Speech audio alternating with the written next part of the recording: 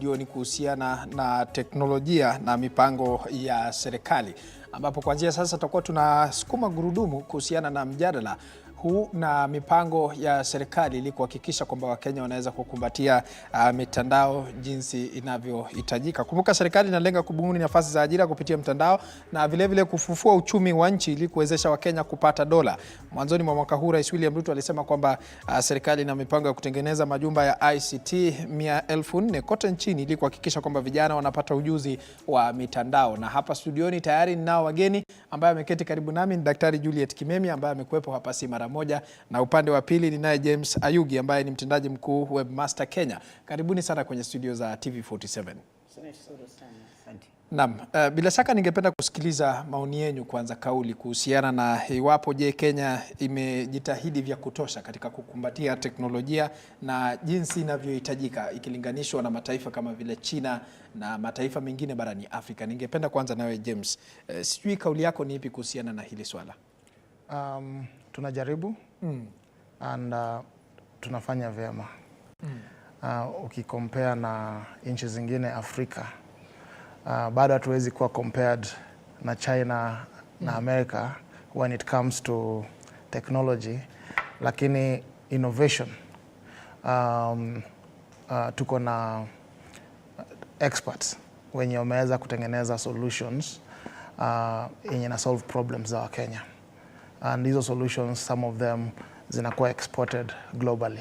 So naweza sema tunafanya vizuri within the tech space, and pia internet iko available nchi nzima.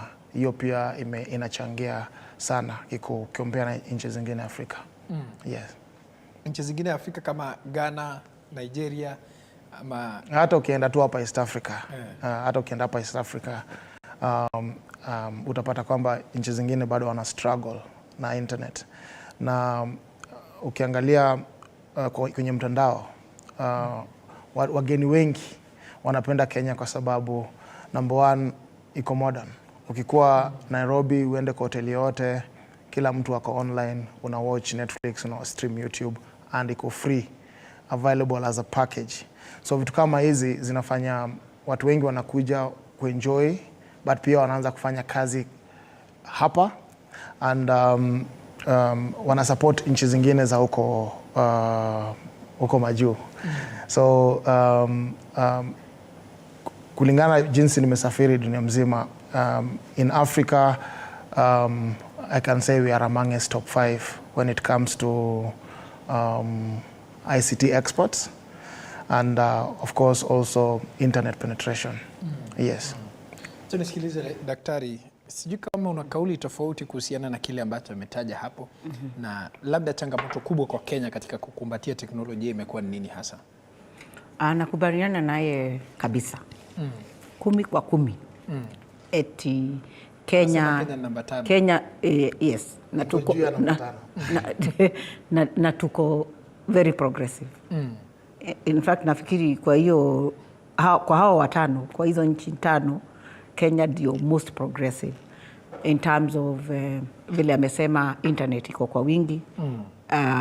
Kampuni ya Safaricom ambayo ndio kampuni ile kubwa sana ya ICT Kenya, pia imekuwa mstari mbele katika innovations na coverage na solutions kwa mipangilio ya kibinafsi, ya kiserikali. So kumekuwa na hiyo globalization that unaweza, ukitaka kujua nini inaelekea katika huko Amerikani, utaenda tu kwa simu, internet yenye maybe iko powered by the internet provider ama serikali, na unaweza kupata information yenye unataka, ikiwa ni unataka kuongea na marafiki na wafanyabiashara wenzako, unaingia tu kwa Zoom, unaongea, mnapanga kila kitu. Na on the flip side, technology pia imeleta new crimes. Kama kesho tuko na movement kubwa sana, tunaita Dark Valentine, na tunaongea kuhusu mauaji especially ya jinsia ya kike. Lakini tunaongezea hapo kwa huyu msichana kufika hapo ndio atauawa na mwanaume ama mwanamke mwingine. Kuna shida katika pia ile jinsia ingine. So tunasema end femicide and end masculine, especially ya wale intimate partners, kwa sababu hata ukiangalia statistics zenye tumeona katika mitandao ni kwamba hivi vifo more than 70% intimate partners. Na kwa sababu ya kutumia teknolojia tumeweza ku reach out kwa watu wengi. Ukituma kwa WhatsApp groups 5 na kila WhatsApp group iko na watu 1,000, utafikia watu 5,000 within dakika moja. So imerahisisha shughuli na pia imepatia wahalifu also platform, kwa sababu wengi wa hawa wasichana wenye wanauawa they are stalked ama wanafuatiliwa kutumia nini? Kutumia teknolojia.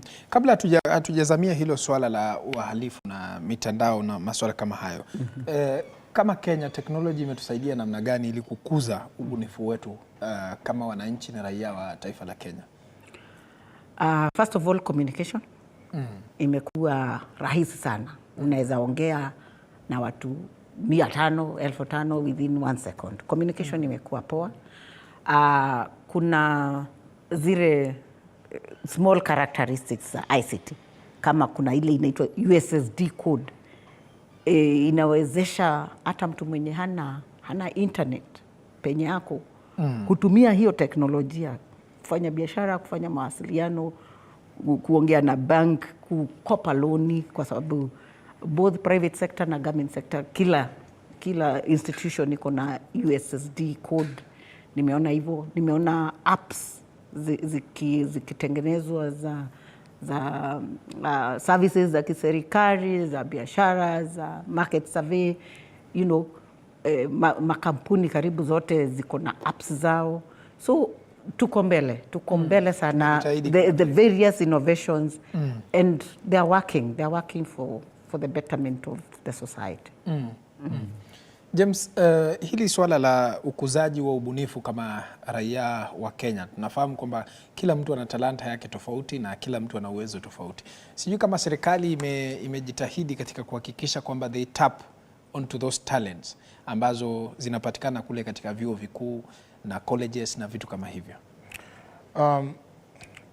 Kazi ya serikali in most cases ni kutengeneza policies na regulations.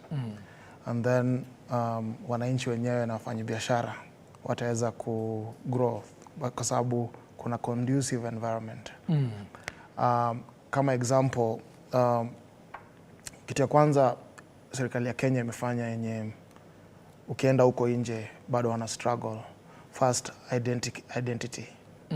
In Kenya imeregister wananchi wote na tuko na national ID.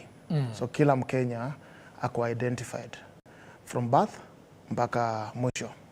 Hiyo ni kitu ya kwanza yenye ni muhimu sana, kwa sababu through ID now payment infrastructure thrive.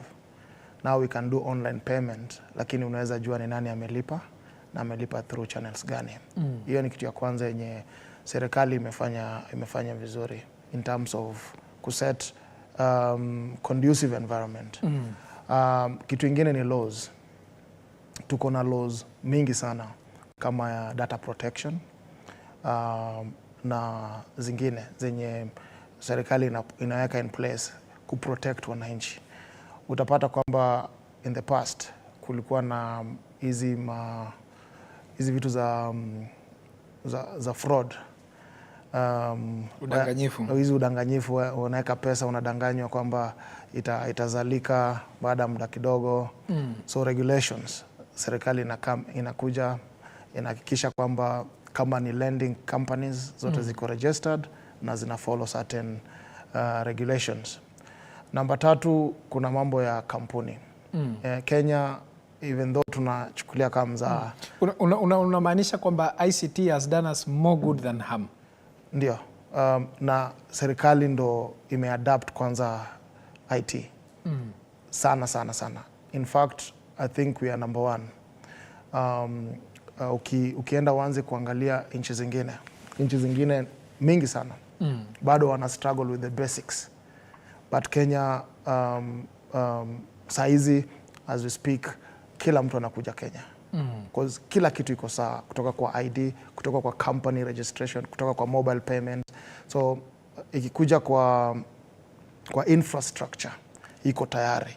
Serikali ilipitisha mambo ya Seacom na fiber kulanda hapa kufanya kwamba internet access ikue very affordable. Now companies zenye zina provide internet zime extend kwa manyumba na kutumia satellite. Sasa internet ikishakuwa available, now software engineers kama sisi na wengine now wako na all the infrastructure ku build on top of that. So in my opinion, naona serikali kazi yake ni kutengeneza the conducive environment, and then watu wajipigania opportunity kwa hiyo space. Na wajanja wanafaulu, wengine wana learn, wanakuwa better na every single day. That's how even currently in Africa ukiangalia most venture capitalists wamepata kwamba Kenya wana produce some of the best applications that can easily expand across Africa. Yes. Daktari, kuna swala ambalo James alikuwa ametaja pale hasa kuhusiana na masuala ya ID ambayo ilikuwa imeleta shida mpaka wengine wakielekea kotini kupinga the new identification system. Mbona Wakenya inakuwa ni vigumu sisi kuadapt to new changes ambayo tunahisi usalama wetu data serikali jihakikishia Wakenya kuna usalama wao? Unajua Wakenya tuko na PhD ya siasa. So kila suggestion, kila proposal lazima iangaliwe na lenses mbili. The lens of the reality na lens ya siasa. Ati mwenye na propose anataka kukula ngapi. So tuko na ako kashida. So good things are misinterpreted. And on the flip side, good people are taken advantage for by wenye wako katika uongozi. So hii mambo ya ID for me si support, kwa sababu kuna wakati tulifanya hiyo exercise ya huduma, ilikuwa inaitwa huduma namba, na mpaka wa leo mimi nilienda nikapiga foleni the last day kwa sababu mimi ni mtu wa last minute. Nikapiga foleni, nikapiga mpaka wakachukua data yote. Watoto uko na ngapi, unaishi wapi, uko na ng'ombe ngapi, nini. So all my data was collected. But 4 years down the line, there is no communication. Sasa tukiambiwa tena ati hiyo process na ile hatukuambiwa progress yake, na mwenye ako president sahi alikuwa deputy president, wenye wako bunge sahi majority leader walikuwa majority leader wakati huo ama wakubwa wa budget. So their message yenye viongozi wanatuma kule to the citizen ni message ya we cannot trust you. Mulikuwa kwa serikali na kwa hivyo all these were part of your discussions. Kwa sababu lazima vitu zipitie kwa bunge. Hao wabunge wote 50% walirudi. Mbona hawajatuambia hiyo? So nafikiri kwenda kotini ni muhimu ndio watu waweze kuprocess what is the essence ya hii activity. But iko na hasara imeleta, kwa sababu wacha nimalizie ndio. Ametaja kwamba there is more good than harm. Of course there is more good than harm. But on the issue of ID right now there is more harm because mimi sahi ni victim. Kijana wangu lastborn amemaliza form 4. Ameenda kwa chief, amejaza kila kitu, amepatiwa waiting. akaambiwa, that was in November, akaambiwa within 30 days utakuwa na ID. As late as last week ati hakuna ID imetoka kwa sababu process ilisimamishwa. So you can imagine the frustrations ya hiyo process kwa vijana wenye wamemaliza shule, wanajiandaa kuingia university, wengine wanajiandaa kwenda outside the country, and ni kitu ni issue yenye inatakiwa kuangaliwa kwa umakini sahihi. And in the meantime, kwa sababu the national ID system works, ukiweka ID yangu hapa na you're researching on me, it will produce because I'm already in the system. So we don't need another ID, in my view. Okay, ID ina evolve jinsi sisi pia kama binadamu tuna evolve. Jinsi tulikuwa tunasoma kitambo imechange. Sasa hizi unafanya research ukitumia Google ama AI na utapata better results even more faster. Now kuna old school IDs. Ile wakati watu walikuwa wanafanya fingerprint and then unapigwa picha ile black and white, and then kukakuja kuwa na card. Ile card ni plastic tu na karatasi ndani, and then mtu anaweza kuangalia kuangalia aseme huyu ni wewe, lakini haina security. Now digital ID inaongeza other added security features kwa hiyo ID card yenye unapatiwa. So inamaanisha ukienda kwa bank upeana ID yako, hata kiscan itapull the right information from the government records. Now hiyo si vitu zenye zimekuwa available in the past, but now technology allows for digitally verifying content without having to write to the government and confirm. Utagundua kwamba even up to recently when it comes to security, watu wanapeana fake IDs. Mtu anapeana ID iko na jina mbaya, picha ni yake lakini jina ni mbaya, na hizo vitu zote ni fake. Lakini wewe kama watchman ama askari kwa gate hawezi jua kwa sababu hii inakaa photocopy, inakaa kama original. But now with digital ID, akiscan hivi inaleta picha yako yenye iko kwa serikali, na kama ni fake inasema hii ni fake. So utapata kwamba with being able to verify people, it is first a security issue, kwa sababu kama watu wanaenda kwa Airbnb, watu wanaenda kwa hoteli, kwa building, kila mtu anaweza kuwa verified. Mimi kulingana mimi jinsi naona ni communication. Shida ni kucommunicate the benefits mwanzo kabla. Hii sensitization ni muhimu sana kwa wananchi wajue benefits so that why embrace kutoka mwanzo, kwa sababu mara mingi serikali inafanya vitu and then watu bila kuhusisha wananchi. Watu wanasikia tu mara moja kuna hii inafanyika, alafu Wakenya ni Wakenya. Atakimbia kotini, I understand the ripple effect. Ajui akistop ina affect hawa vijana wadogo wenye wanakuwa 17 years, inawadeny kuweza kuaccess services na vitu kama hizo. So on matters ID, in my opinion, we need to be progressive, and in fact in future we don't even need an ID. You just need to be identified by your face, your iris or your fingerprint, and all that information inaweza kuwa pulled kutoka serikali.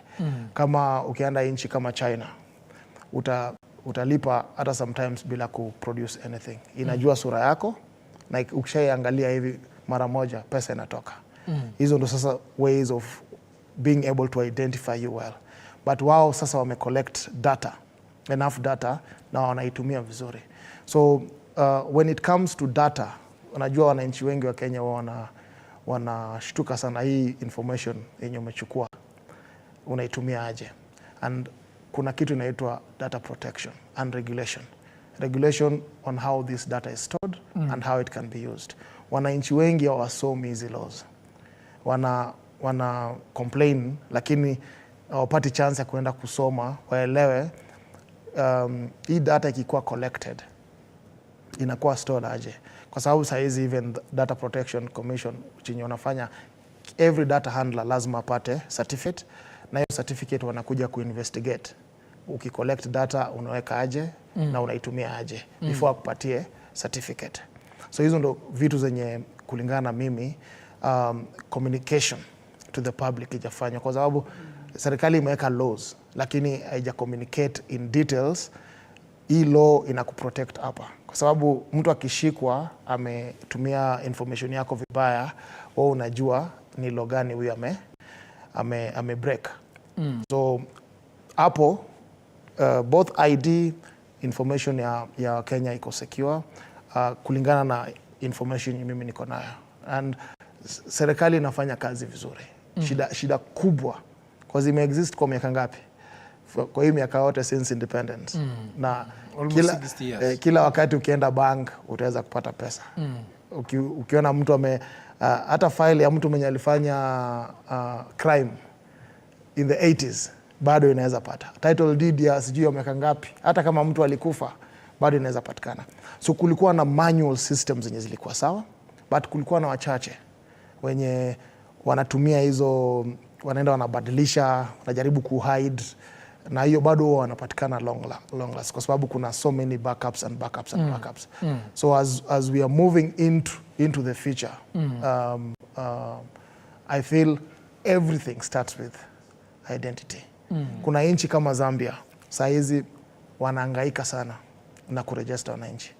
Nchi kama DRC wanahangaika sana ku identify watu, and hiyo imefanya even penetration ya mobile money haiko sana, kwa sababu watu wajulikani nani ni nani. But hapa hivi tuko sawa kwa mambo kama hayo. Yes. Hata nisikilize Daktari Juliet Kimiamia, kuna hili swala ambalo ilikuwa imeleta matatizo makubwa. Ile ambayo Wakenya walikuwa wanaangaliwa macho pale KICC. Na Wakenya walikuwa nahisi kwamba data yao inachukuliwa pasi na hawajui data hiyo inapelekwa wapi na itatumika namna gani. Niliona msongamano wa watu katika runinga, lakini hata motivation ilikuwa 7,000 shillings. Nilisikia hiyo ndio ilikuwa the mobilization tool. Kuja tuangalie macho, tutakupatia 7,000. And of course it brought a lot of hit and a lot of back and forth. Kuuliza on what basis were these people allowed to come and set up at KICC na waanze kuchukua data, especially ya macho. So ilikuwa both na suspicion na superstition zote kama ziko blended. Then I saw I think is it the Interior Cabinet Secretary call off that exercise. World Queen. Akasema sio halali but somehow it was called off. And hiyo story sikufuatilia, but ni kama iliisha. Iliacha maswali, more questions than answers. What was it all about? And si possible ati utastukia tu kesho kuna kitu kama hiyo inafanyika. Lazima kulikuwa na a lot of background work yenye ilifanyika. So vitu kama hizi, events kama hizi, occasions like this ones, ndizo zinafanya wananchi sasa washuku sana. Kwa sababu serikali, mimi nimefanya kazi katika serikali, sasa niko civil society, na niko academia, na niko katika private sector, niko kila mahali. So I'm able to pick the different members of the society. So some occasions like those ones paint the government in very bad light. Na vile mwenzangu amesema, communication ndio muhimu. Unahisi kwamba shughuli kama hii zimekuwa zikifanyika, lakini ni kwa vile tu haikuji mbele ya umma, ama wananchi hawapati kushuhudia waziwazi? Siku hizi hakuna kitu inafanyika kwa siri. Kutakuwa na yule anaitangwa nini yule mwananchi mwenye atarekod. So I don't think kuna vitu zinafanyika huko chini. Kutakuwa tu mtu mmoja mwenye atakuwa na smart camera na ataachilia kwa social media. So that is the flip side of putting the government in check. Kuna wakati fulani serikali kuna mtu ambaye alivamia mtandao wa serikali na ikasemekana kwamba kuna data ambazo labda zimepotea. Sijui kama ulikuwa umepata hiyo taarifa. Niliona kwa social media na ilitegemea ni nani ana comment. Wana serikali wanasema ni uongo, na watu wenye wanaitangwa professional bloggers wenye wanaweka government in check wanasema government imetuuza. So it is difficult to know the truth. James, unahisi serikali imeweka mipango ya kudhibiti mtandao kutokana na kukua kwa teknolojia hasa humu nchini Kenya? Kuna mikakati dhabiti ambayo imewekwa? Sababu kumekuwepo na malalamishi. Kuna mmoja wa bunge kutoka maeneo ya Kisii ambaye alijiweka katika mtandao na alikuwa akipokea mshahara ya ubunge kila baada ya mwezi, na alikuwa amejiweka kwenye system ya serikali. Na ukiangalia kwanza hili swala ambalo Wakenya walikuwa wanalalamika kuhusiana kwamba system ya government has been hacked, na hili ndio swala ambalo lilikuwa linagonga vichwa vya habari. Unaona kuna kitu inaitwa collusion ama pilferage in the business sector. Kuna watu wengi sana hata kwa hii mambo ya karo wenye fee inaenda lakini huyo mwanafunzi hayuko, lakini hiyo pesa bado kuna watu watatoa. Pia kuna hiyo story kwamba ghost workers kwamba wako kwa salary, pesa inaingia, lakini pengine mtu aliretire kitambo au mtu alifutwa alienda kwingine. Hata wengine wanapata double salaries, na kuna mwingine ameweka ndugu yake, hizo salary yote ni yeye anatengeneza. Na hizo pia partly ni corruption kutoka chini. Now technology, na ukiangalia hiyo chenye watu wa Worldcoin walikuwa wanafanya ni to make sure that it is you, kwa sababu you are the owner of your biometric and this can be either fingerprint ama your iris. Wao walikuwa wanataka tu to make sure that wameregister watu with any of their biometrics including the macho ama fingerprint na picha, so that ukiweza kufanya hizo payments itascan na ijue ni wewe and then ina authorize. Equally the same way, kumekuwa na hizo attempts mingi sana in the past ku try and weed out ghost workers, lakini kila regime inakuja na ghost workers wake. Wewe kuna watu wenye walikuandika kazi na wako na watu wanataka waletwe waandikwe na serikali, kwa sababu serikali ndo inakuanga employer number one. So watu wengi wao wanajaribu kutumia mbinu zote kuwaita watu wao vijana wa nyumbani wapate kazi, na hiyo ndio imefanya kumekuwa na mushrooming of ghost workers. System teknolojia na ID iko intended ku clean vitu kama hizi, na kulingana na mimi kuna hiyo will kwa sababu kuna all the laws zenye zina protect na zina support hiyo. Lakini sasa watu wenye wana benefit from this kind of things ndio wanakuanga namba moja kuanza kupinga. Hao watu ndio watasponsor mabloggers, hao watu ndio watasponsor mtu kwenda kotini, hao the same people ndio watasponsor kelele mingi sana kwenye mtandao, kwa sababu wanajua keki yao inaenda kukatwa au inaenda kuzimwa kabisa. So kulingana na mimi kuna interest mingi sana kwa hii mambo ya teknolojia. Kuna Wakenya wenye wajui, lakini kuna wafanyabiashara wengi sana wenye wako interest tofauti na wanatumia mbinu yote kujaribu kustop either government or institutions zenye ziko kwa serikali ku try and implement.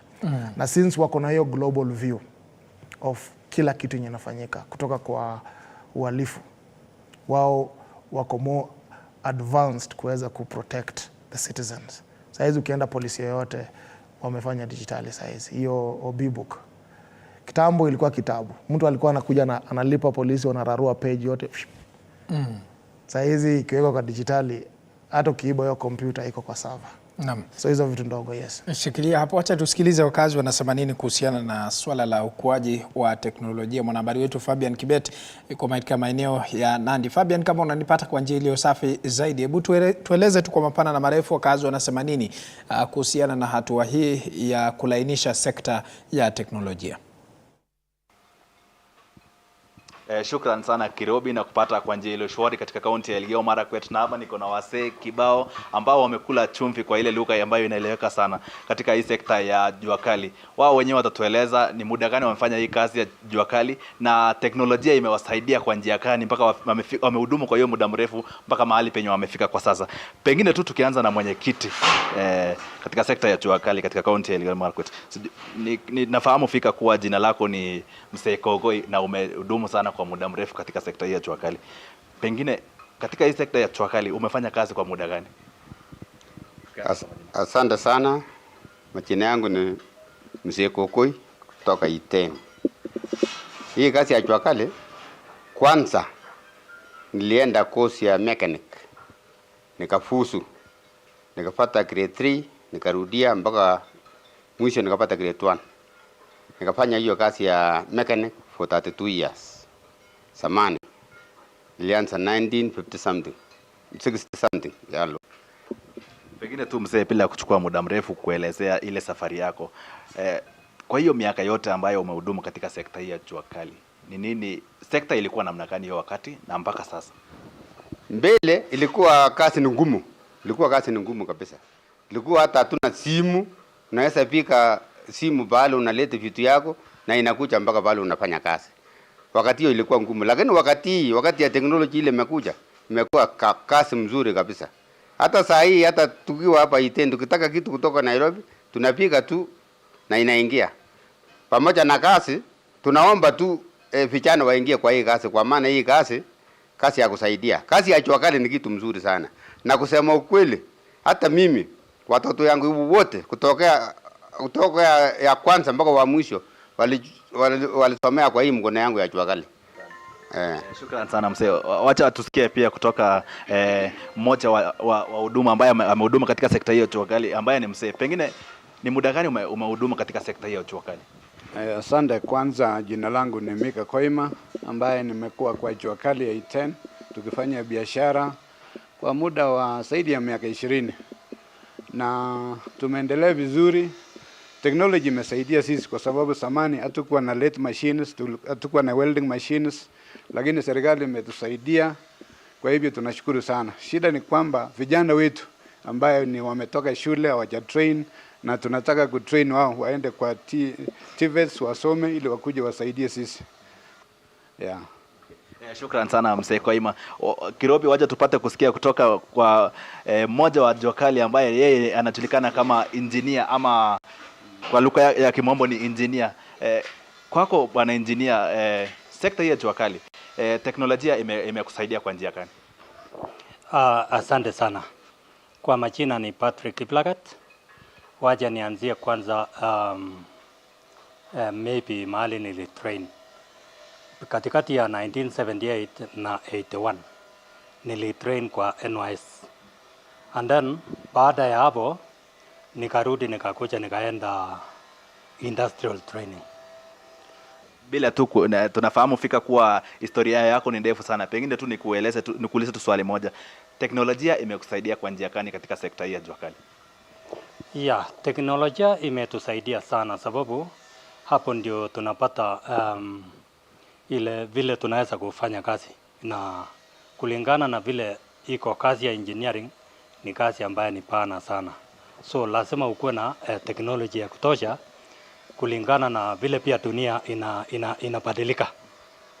Sababu unaweza pata customer mwingine anakuambia nahitaji kitu fulani, na mwingine anakuja anakuambia nahitaji kitu fulani, na hizo vitu zote labda si vitu ambaye imewahi kuonekana.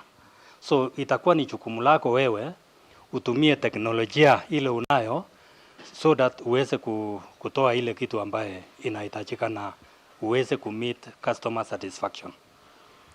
Shukran sana Kirobi, kwa sababu ya muda kuna wale tu baadhi ya wale wanaohudumu katika sekta hiyo jua kali, na hao ni wasee na hao wasee pia wamesema wamewarai wale vijana bado wangali wanasoma waweze kujiunga na shule maarufu kama TVETs ili waweze kuingia katika sekta hii ya jua kali. Wao wenyewe wamekula chumvi hii sekta, wamehudumu kwa muda mrefu na wanafanya kazi safi sana katika kaunti ya Elgeyo Marakwet, aswa katika mji wa Iten. Na kutoka kwangu sina la ziada, na rekesha kwako. Jina langu ni Fabian Kibet.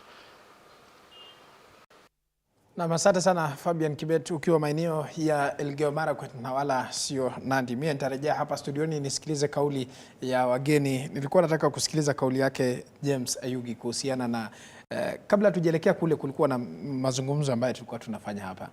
Ni solution inaweza ikawa ni gani? Dawa kuhusiana na wale ambao ni ghost workers, wanasema wafanyakazi hewa ambao wapo katika serikali tofauti tofauti za kaunti, katika makampuni za kibinafsi na pia vile vile katika public sector.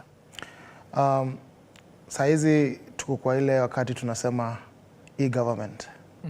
E-government ni ku make sure the internet iko sawa, the infrastructure in terms of technology iko sawa, and enough data to identify individuals iko captured by smart by data na manisha fingerprint, iris, facial recognition na hizo vitu zote. Now the next phase across the world is going to be inaitwa smart government. Smart government is where now you are purely electronic. So the government iko na less workers because the use of artificial intelligence inasaidia kuanalyze data, ku-identify individuals through facial recognition, na pia kufanya analysis na kushare with the planning and treasury on habits na vitu kama hizo. Kama example, saizi tunafanya guesswork in most cases. Ukiuliza kampuni gani which type of companies zinakuwa registered sana saizi, mtu haezi ajui. So huwezi jua watu wanaenda wapi sana, kwa sababu it's too much data and it sits somewhere within a government organization.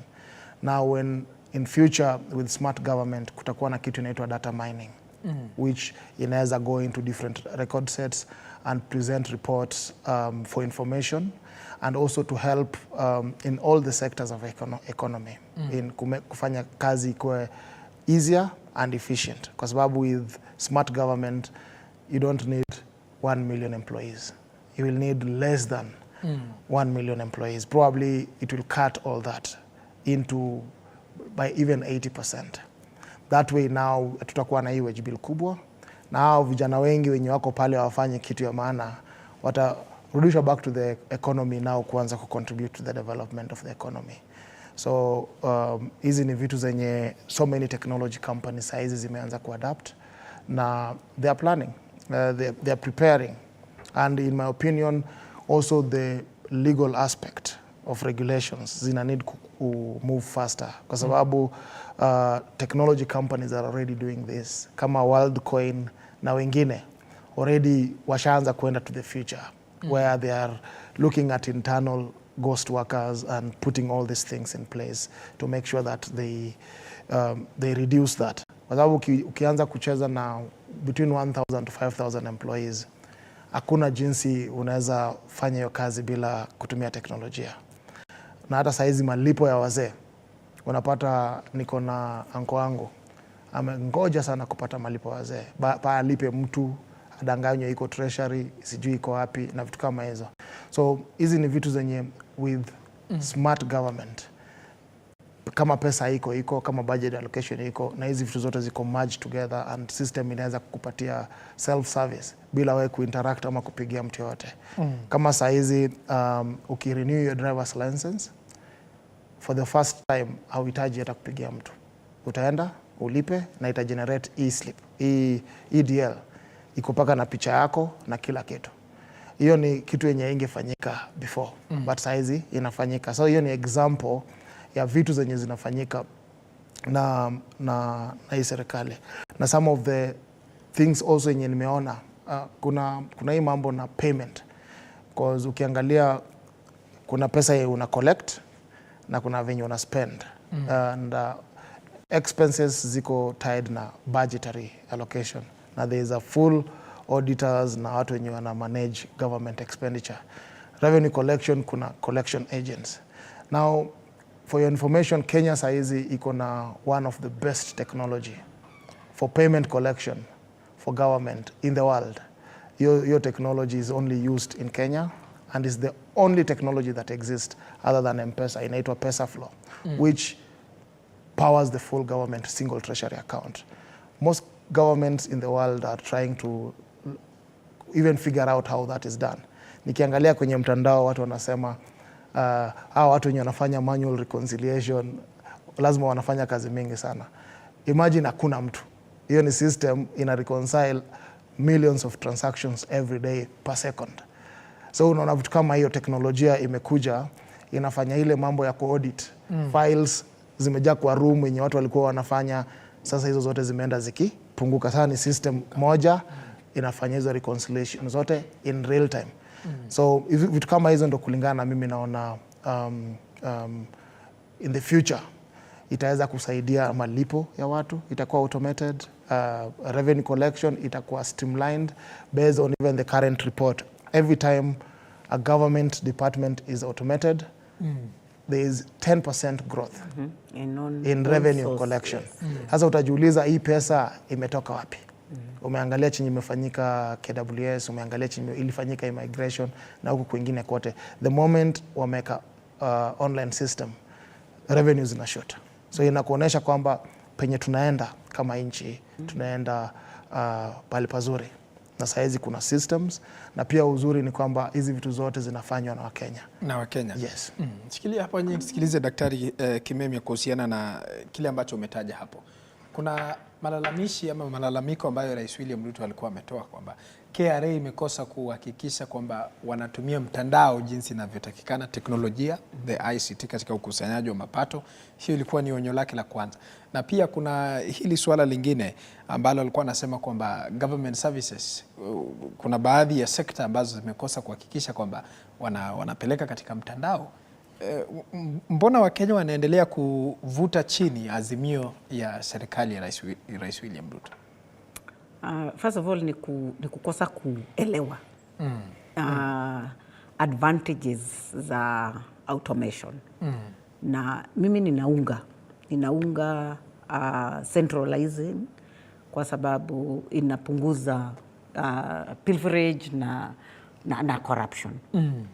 So nimesikia kitu yenye siku anajua smart government. Nitakuconsult. Sijui Pesa Flow. Hiyo sijasikia. So kutoka hapa ninaenda out there as an authority that it is the best in terms of performance across the globe, and for sure Kenya is usually tunakuanga mbele sana katika mambo ya teknolojia. So mimi ninaunga mkono na nikiongea habari ya kaunti yangu ya Kiambu, pia governor ako katika mstari mbele wa kuhakikisha automation. Na ukiangalia on source imeenda 3 times within 1 year, na ni kwa sababu tu ya automation. So pale mimi ningependa kuona automation ni management ya procurement system na processing ya pending bills, because niliona juzi kwa gazeti saa hii pending bills ni kama zimefika 500 billion. So you can imagine the private sector is owed by government 500 billion. And ikiwa teknolojia itatumika in terms of validating hizo pending bills na hata kuhakikisha zimelipwa, basi tutaweza kupeleka nchi yetu in a good place socially and economically. Na pia tutaona sasa sekta ya SME ikithrive vizuri sana, serikali ikiweza kutumia teknolojia particularly katika huo mtandao wa procurement. Lakini tuliona serikali ikipiga jeki TVET institution. Sijui mbona hatujaona ushirikiano baina ya serikali na private companies ambazo wanatoa huduma za mtandao na teknolojia. Nafikiri iko kama sahi ninafanya kazi katika chamber, Kenya National Chamber of Commerce and Industry. And kuna uhusiano wa karibu sana baina ya chamber na serikali, na hata serikali imepatia chamber responsibilities kadhalika, especially mambo ya export, kupatia exporters support, na yote inatumia mitandao. So nafikiri ni progress yenye iko probably slow, lakini work in progress. It's a work in progress. Work in progress, yes. Kuongeza juu ya hiyo, ukiangalia serikali kazi yake when it comes to knowledge and skills iko up to regulations. But utagundua kwamba biashara mingi ziko na custom or customized business model. Some of them ziko documented. Unajua Kenya wana hii tabia ya kuandika vitu kwa diary, so we are not very good writers. So ukiangalia the quality of wanafunzi wenye wana graduate leo na what the job market ina require, kuna very big gap because the curriculum bado haija adapt ama is not catching up with the latest trends. Utagundua kwamba saa hizi kuna watu wenye wanaandikwa kazi kama TikTok manager. Kuna mtu anaandikwa kuitwa YouTube manager or Meta campaign manager. Hizi ni new roles zenye bado utasikia mtu akikuwa class 1 anakuambia anataka kuwa teacher, anataka kuwa doctor, anataka kuwa engineer. But hizo vitu huku nje saa hizi zimeenda zikibadilika kabisa. Opportunities ziko kwa watu kama content creators and evolution within the education system ina change very fast. Na ukiangalia hapa Kenya kuna makampuni kadhaa zimejitokeza kupatiana hizo short courses kama skill. Sasa kuna zingine mingi sana zenye zinapeana hizo short courses to bridge the gap. Hii si kazi ya serikali. Hii ni kazi ya private sector kujitokeza, kushare knowledge yao so that wananchi hapa na dunia mzima wanaweza faidika. Kitu ingine pia tuko na hii mentality na mind kidogo sana kufikiria tu Kenya. Mtandao inakupatia opportunity ya kwenda to the global world. It is now a global village. Kila siku ukiingia kwenye mtandao unaona American companies in advertise and wao ndo wanatawala our advertising industry. Kwa nini? Because we are not competing with them in the same space. So tunastahili kubroaden our mindset and to start producing both content and lessons for the global consumers. Sisi tuko na privileges because tuko na functional education system. But across Africa, si wengi wako na hiyo. So just kumalizia kwa hiyo part, naweza sema serikali imefanya kazi yake. Mimi kulingana na mimi naona private sector wanastahili wafanye mingi. Kwa sababu at the end of the day ni mimi ndio naenda kusoma. Ni mimi ndio naenda. Hata serikali ikiweka shule ikuwe bure. Kama mimi sitaingia pale niichukulie kimakini, sitatoka na kitu ya maana. Na umekuwa na situation where watu wanafanyiwa mtihani na wengine hata kama ni online. So it is usually a personal effort. And saizi penye tunaenda, we need to encourage more people to do knowledge transfer through those short courses so that kila mtu aweze kubenefit and also ifanye cost of education ikuwe chini. Kwa sababu the reason why most businesses, which is 80% zina fail, is purely lack of knowledge. Watu hawajui biashara unafanya aje, hawajui corporate governance, hawajui kitu yote. Anaanzisha, anaweka directors, baada ya muda kidogo issues zimemshika. Hajui kuscale. Lakini sasa hizi ni skills zenye wanaweza spend 1 week, 2 weeks asome apate. But we don't have enough of those kind of skills online. Because hata kama utafanya courses za Google, hizo zina apply for a different market. We need more local courses by established organizations so that people can have a customized experience for this market. Yes. Lakini tuliona serikali ikianzisha ile wanaita ICT hub katika baadhi ya maeneo humu nchini Kenya. na rais alikuwa anasema kwamba unafinya kompyuta unapata dola. Kumekuwa na hizo initiatives hata na the previous regime. Kuna watu wa Kenya wengi sana saizi wanafanya outsourcing online na wanafanya kwa makampuni za huko nje because wanafikiria hapa Kenya ni cheap. You get cheap labor na you get good quality. So kunao watu wenye wame-embrace technology, wame-embrace short courses, wame-learn and they're able to earn. Na Wakenya wengi wengine pia wanahitaji kwenda kwa sababu hii wakati kuna wengine hata hawajui kutumia kompyuta. But uzuri kwamba kuna mobile apps yenye siku hizi inafanya kama venye unaweza tumia kwa kompyuta, inaweza fanya kila kitu. Naam, shikilia tu hapo, acha tuchukue mapumziko mafupi kisha baadaye tunarejea mtazamaji. Kwa sasa kumbuka unafuatilia matangazo haya kupitia kwa mtandao wa Facebook TV47 Live na mtandao wa YouTube ni TV47 Live. Pia unaweza ukawasiliana nasi na kutuma arafa kwenye nambari ambayo inapatikana pale chini kwenye runinga yako. Kwa hivyo usiende mbali, tunarejea na mengi zaidi hapa studioni.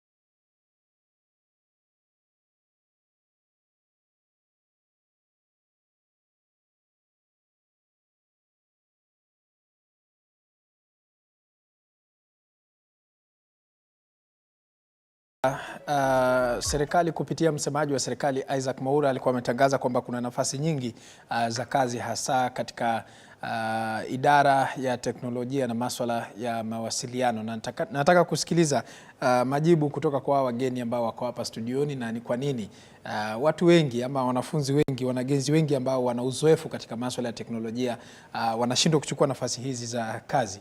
Nikianza nawe James. Opportunities ziko, lakini lazima ukuwe ready. Shida kubwa yenye Wakenya wengi wako nayo, wanafikiria serikali itakuandika kazi na hawajui kwamba unaweza jiandika kazi. Ukispend time kupata the right skills, there are sectors zenye wewe mwenyewe unaweza jiandika ukafanyia kazi kutoka nyumbani na ukaweza ku earn enough money to give you a comfortable lifestyle. So ukiangalia serikali inasema kuna kazi mingi kwa IT, haimaanishi kwamba wanaandika. Nadhani serikali hata inataka kupunguza wafanyikazi.